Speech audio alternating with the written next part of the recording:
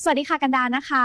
สวัสดีครับผมอองชาแนลนะครับวันนี้พวกเรามีอะไรมาอัปเดตติดตามกันได้เลยครับมาเริ่มเจาะลึกข้อมูลที่น่าทึ่งมากๆในเอเชียตะวันออกเฉียงใต้กันเลยดีกว่า ลองนึกภาพการเคลื่อนไหวของคริปโตเคอเรนซีระดับรากหญ้าที่ขับเคลื่อนด้วยพลังของชุมชนล้วนๆดูสิ วันนี้เรามีข้อมูลที่ถอดมาจากการประชุมของกลุ่มคนในภาคใต้ของไทยที่บอกเลยว่าน่าสนใจมาก เพราะพวกเขาไม่ได้แค่รอคอยเทคโนโลยีแต่กำลังพยายามสร้างระบบนิเวศทางการเงินขึ้นมาด้วยสองมือของตัวเองเลยล่ะ แต่ปัญหาที่เป็นเหมือนปริศนาชิ้นใหญ่ของเรื่องนี้ก็คือ สกุลเงินดิจิตอลที่ยังไม่ได้เปิดให้เทรดบนกระดานสากลแบบเต็มรูปแบบเนี่ยจะเอาความน่าเชื่อถือมาจากไหนล่ะ จริงไหม ในช่วงสุญญากาศแบบนี้ ชุมชนที่เรากำลังจะเจาะลึกกัน เขามีวิธีแก้ปัญหาที่แปลกใหม่ และรับรองว่าต้องทำให้หลายคนเซอร์ไพรส์แน่นอน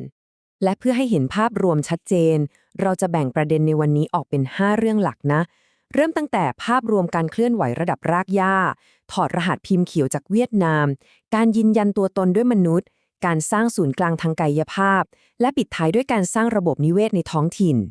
มาเริ่มกันที่ส่วนแรกเลย กับการเคลื่อนไหวของคริปโตระดับรากหญ้า หัวใจสำคัญของการเคลื่อนไหวนี้อยู่ที่คำว่า GCV หรือ Global Consensus Value ซึ่งก็คือมูลค่าฉันทามติระดับโลก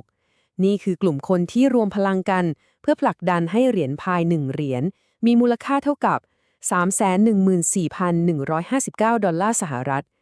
ฟังดูเป็นเป้าหมายที่ทะเยอทะยานสุดๆไปเลยใช่ไหม แต่แน่นอนว่าในขณะที่ระบบเครือข่ายยังไม่เปิดกว้าง 100%การจะทำให้ตัวเลขนี้เกิดขึ้นจริงในทางปฏิบัติ พวกเขาต้องเจอกับกำแพงด่านใหญ่เลยทีเดียว ซึ่งนั่นก็นำเรามาสู่ส่วนที่ 2 นั่นคือพิมพ์เขียวจากประเทศเวียดนาม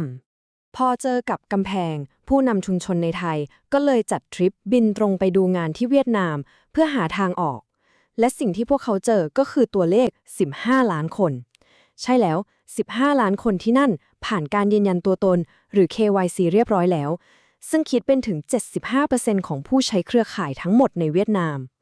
ลองคิดดูสิ มวลชนมหาศาลขนาดนี้ บริษัทยักษ์ใหญ่ที่ไหนเห็นก็ต้องเหลียวหลังมามองแน่ๆ แต่เดี๋ยวก่อน ข้อมูลจากแหล่งอ้างอิงบอกว่าภาพที่เห็นไม่ได้สวยหรูไปซะหมดนะ ชุมชนเวียดนามเคยเจอฝันร้ายจากการโดนหลอกลวง หรือพวกสแกมเมอร์ที่ระบาดหนักมาก บวกกับระบบที่ล่าช้า วิกฤตตรงนี้แหละที่เป็นจุดเปลี่ยนสำคัญ บังคับให้พวกเขาต้องพลิกแพลงกลยุทธ์แบบหน้ามือเป็นหลังมือ จากที่เชื่อมั่นในระบบดิจิทัลอย่างเดียว ก็หันมาใช้มาตรการรัดกุมแบบออฟไลน์ในระดับท้องถิ่นแทน เพื่อกอบกู้ความเชื่อมั่นกลับมาให้ได้ และแนวทางแก้วิกฤตนั้นก็คือ เนื้อหาในส่วนที่ 3 การยืนยันตัวตนแบบมนุษย์สู่มนุษย์ บทเรียนราคาแพงจากเวียดนามกลายมาเป็นกลยุทธ์หลักที่ผู้นำไทยนำมาปรับใช้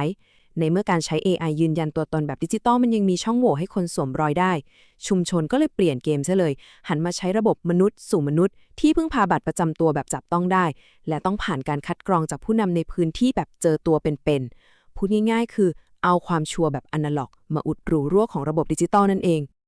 กระบวนการนี้เข้มงวดสุดๆ มี 4 ขั้นตอนชัดเจนนะ ขั้นแรกผู้ใช้ต้องผ่าน KYC แบบดิจิทัลตามปกติไปก่อน ขั้นที่ 2 ซึ่งเป็นด่านหินเลย คือต้องให้ผู้นำที่ได้รับมอบหมายถึง 3 คน อนุมัติผ่านการตรวจสอบแบบเจอตัว พอผ่านด่านนี้ ในขั้นที่ 3 ถึงจะได้บัตรประจำตัวแบบรูปธรรมมาครอบครอง และขั้นสุดท้ายก็สามารถเอาบัตรนี้ไปใช้เทรด หรือทำธุรกรรมอย่างปลอดภัยที่ศูนย์กลางของชุมชนได้เลย มีประโยคเด็ดอันหนึ่งที่สรุปหัวใจการเคลื่อนไหวนี้ได้ดีมากเลยคือประโยคที่ว่า เราจะไม่รอให้เครือข่ายเปิด แต่เราจะสร้างระบบนิเวศของเราขึ้นมาก่อนด้วยสองเท้าของเราเอง ฟังแล้วรู้สึกได้ถึงพลังเลยนะ พวกเขาไม่ยอมนั่งรอโชคชะตา แต่เลือกลงมือสร้างรากฐานให้นั่นปึกในโลกแห่งความเป็นจริงซะเลย ซึ่งนั่นก็นำไปสู่ก้าวต่อไปที่ใหญ่ขึ้น ในส่วนที่ 4 การสร้างศูนย์กลางทางกายภาพ เพื่อพิสูจน์ว่านี่ไม่ได้มีแค่ในจินตนาการ ชุมชนนี้ลงทุนสร้างสำนักงานใหญ่ของจริงขึ้นมาเลยที่จังหวัดนครศรีธรรมราชทางภาคใต้ แต่ที่ว้าวสุดๆคือรู้ไหมว่าเงินทุนสร้างตึกนี้มาจากไหน มาจากการระดมทุนของคนในชุมชน ในรูปแบบที่คล้ายๆกับประเพณีทอดผ้าป่านั่นเอง เป็นการผสมผสานวัฒนธรรมท้องถิ่นดั้งเดิมเข้ากับโลกคริปโตล้ำยุคได้แบบคาดไม่ถึงเลยล่ะ และตึก 3 ชั้นนี้ก็ไม่ได้เป็นแค่ออฟฟิศว่างๆนะ ข้างในจัดเต็มมาก มีทั้งห้องพรีเซนต์งาน ห้องไลฟ์สด พื้นที่สต็อกสินค้า มีโซนประชุมสำหรับสมาชิก แถมยังมีห้องละหมาดโดยเฉพาะเพื่อความหลากหลายด้วย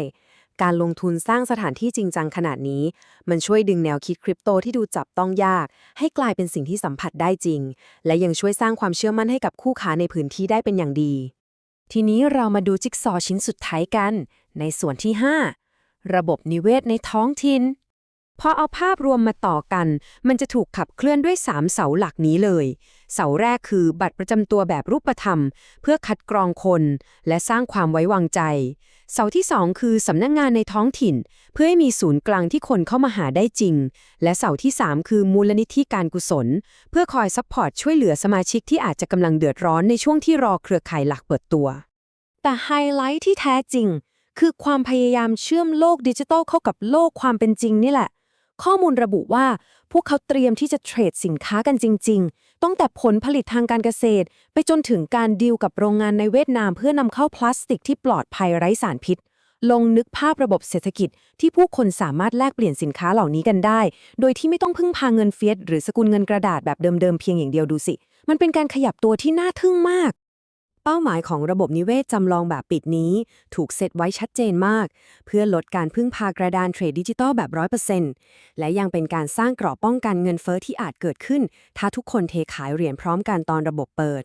นอกจากนี้ยังช่วยสกัดกั้นพวกสแกมเมอร์สร้างเครือข่ายกับร้านค้าในชุมชน และท้ายที่สุดคือการสร้างระบบการค้าที่พึ่งพาตัวเองได้อย่างยั่งยืน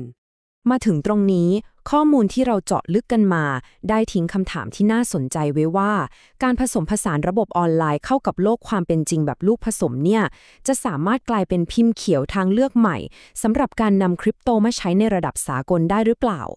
นี่คือโมเดลเศรษฐกิจระดับรากหญ้าที่น่าติดตามต่อสุดๆว่าจะเติบโตเป็นในทิศทางไหน หวังว่าข้อมูลทั้งหมดนี้จะเปิดมุมมองใหม่ๆให้ทุกคนได้ลองนำไปคิดต่อยอดกันนะ